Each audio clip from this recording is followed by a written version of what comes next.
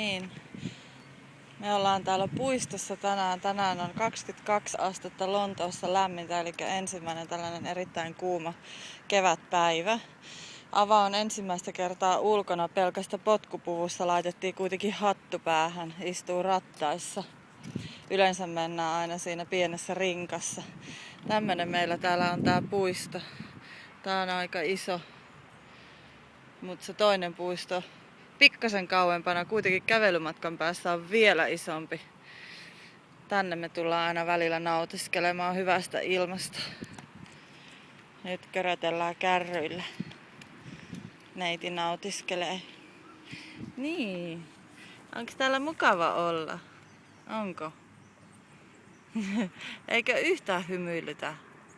Niin.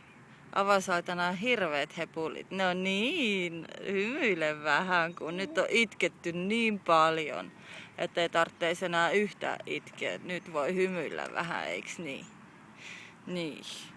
Meille tuli tänään paketti sieltä kaupasta. Saatiin se semmonen matto sille, missä se voi vähän katsella erilaisia eläimiä.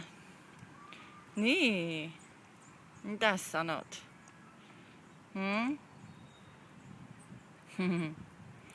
Eli me lähdetään tästä nautiskelemaan päivää, mutta tää oli meidän ensimmäinen lämmin ulkoiluretki puistoon.